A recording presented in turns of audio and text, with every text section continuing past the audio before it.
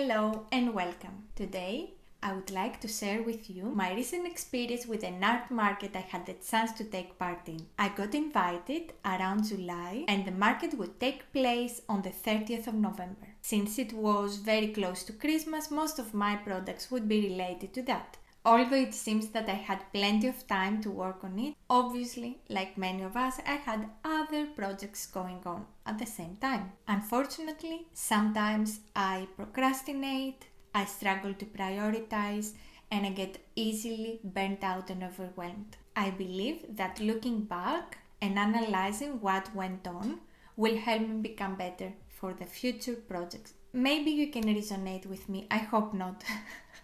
So, now I'm working to improve that. Why I was working on so many projects?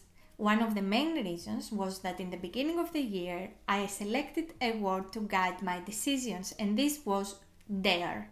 I believe that in the past I was a much braver person and I wanted to become this version of myself again, if not better. So many of the projects that compiled this period of my life were purposely selected in order to make me feel challenged. I will talk about the projects I was working on in alignment with the word dare, but this will happen in another video. Here I have some bullet points that will help me talk about the most important elements of this experience. First of all, the timeline. During November, the month of the art market, I would be away for 2 weeks. Secondly, in the end of the previous month, 31st of October, I would have an art show that I really wanted to take part in. And before that, I had promised myself that I would finish an online course by the end of August. Therefore, I decided to prepare for the art show that was in the 31st of October during September, and for the art market that it was in the end of November during October, just before leaving for Portugal.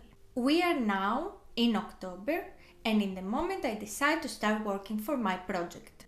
I wanted through this market to kind of experiment with products, since I had no idea what will work, what people would want, or what even I would enjoy making. One of the main products that I believe that would be quite necessary for an art market leading to Christmas would be Christmas cards. A second product that I wasn't very convinced that it would be in demand was wrapping papers. Thirdly, I wanted to add some of my original paintings, even though I didn't believe that this market would be the appropriate place to sell originals.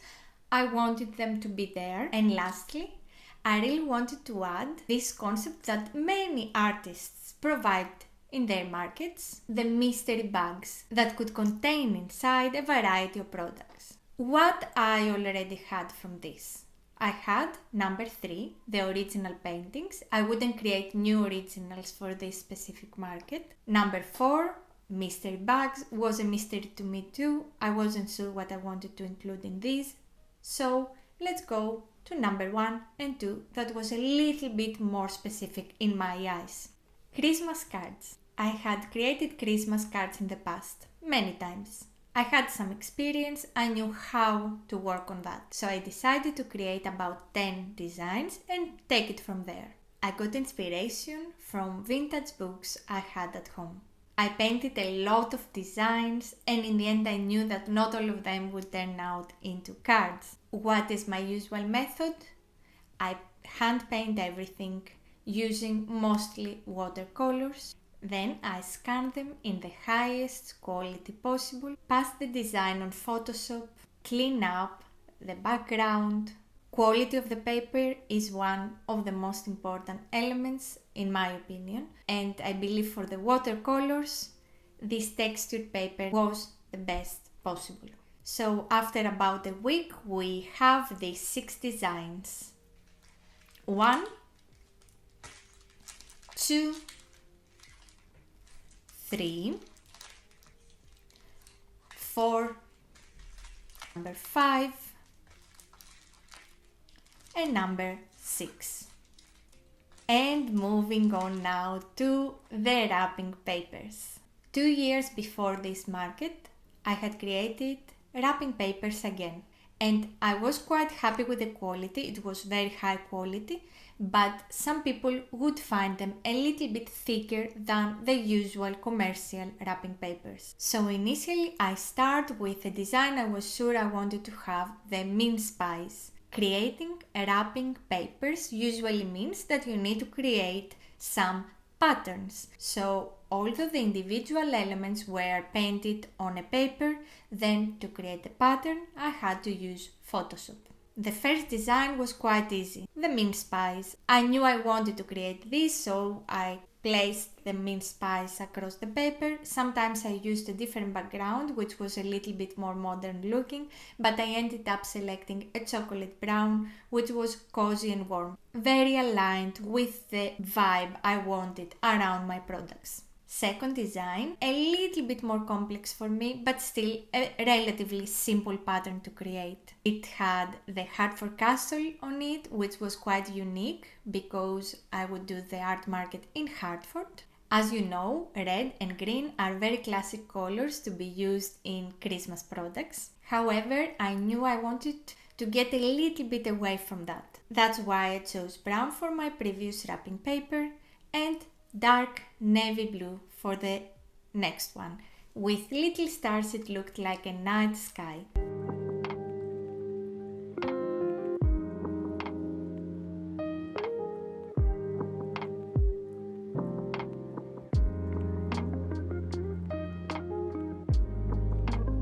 This one is the Hartford Castle. The background color could be anything I wanted, but my pick was a dark navy blue. I then printed this pattern into a premium quality wrapping paper and then created matching tags.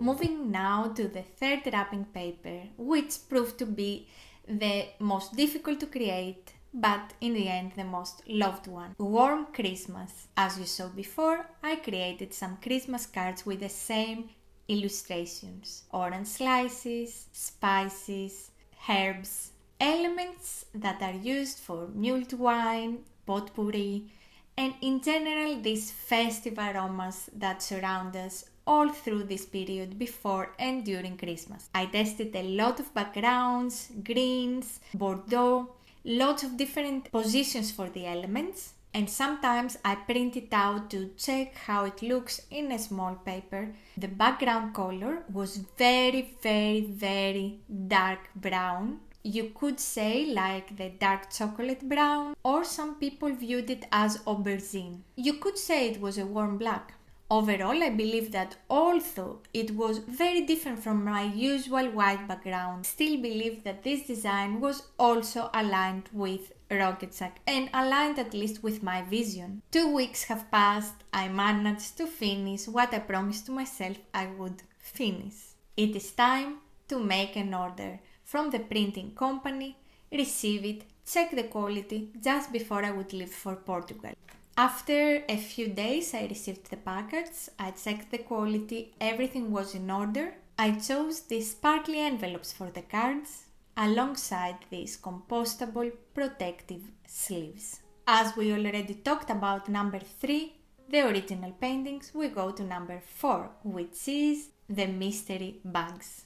What I wanted to create was an advent calendar, but manually to create a big box with other boxes would take me a long time, and as I said before, it wouldn't be aligned with all the rest of the projects I was working on at this period. For this reason, I simplified it and I said I will use what I have. I had a few boxes and a few bags, and I decided to mix and match. I printed out numbers, I stuck them on the bags and boxes, and I filled them with a variety of things. The last box, the 25th from the advent calendar, would be bigger and it would have the most things inside it. What was inside the biggest box of the advent calendar? I didn't just throw all this in the box, I packed them up nicely, but for the purpose of the video. Anyway, I had wrapping paper, cards and stickers to close the envelopes, framing advice, prints, a letter from me, a Hartford fairy tale, limited edition. I wanted the winner to be super happy, and it turns out he was. how it would work. It was a blend of different ways of how the mystery boxes work. Usually someone pays for the item and receive whichever they want. However, here we made it a little bit different. The person would say they want it and they would make the payment. Then they would select from a box a random number 1 to 25. So let's say that the paper that you opened said inside number 25.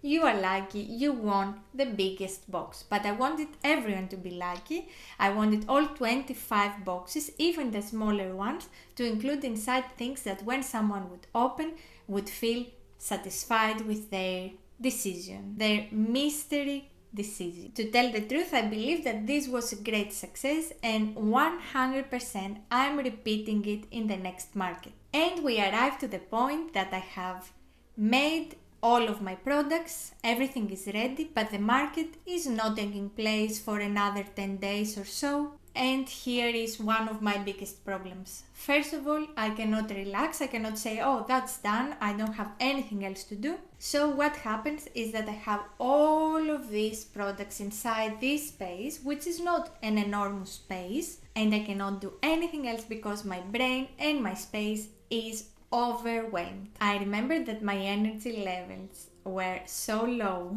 I just wanted this to happen immediately. I wanted the market to happen and all of these things to be gone. I wanted again clarity.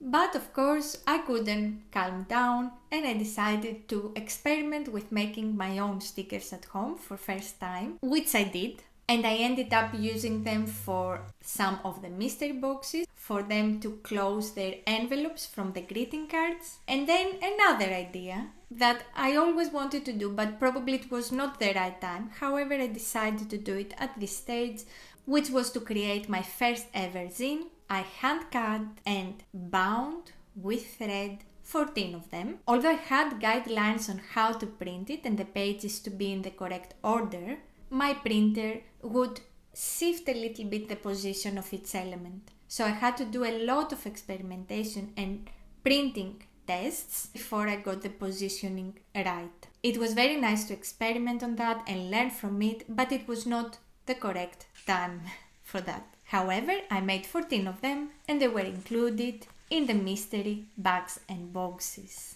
Other things you could find inside would be birthday cards, Christmas cards, prints related to Hartford mostly, and as I said before, some stickers. And finally, we arrive at the day of the market. Yes, I was a bit stressed, but although I hadn't done an art market before, I have worked in circumstances where I had to sell things face to face. We set everything up, so during the market, people would come in, we would welcome them, we would discuss about the designs if people were interested in learning more, and when they were curious about what is inside the boxes, we couldn't reveal exactly, but we would give a hint. I believe that in the next market I could have with me a sketchbook to show some of the original designs that ended up being printed on products. Of course, it is a requirement in every product you sell to have your website and or your social media, so people can stay in touch long after they see you on that day. Things I would do differently in the next one. For the next one, for sure, I will not keep all the products in this space while I wait for the event to take place. One of the things that I will do again next year would be to be prepared in advance, and secondly, to do the advent calendar mystery boxes / bags. Welcome to my first ever art market. We set up the cards, wrapping papers, originals, and an advent calendar with 1 till 25 mystery boxes and bags, each filled with many of my creations. And then Joe did all the work really. Just listen. God. This is the plate here. Got to stick it up with the strawberry book. Yeah. Strawberry sweet. Just out of here. That's the station.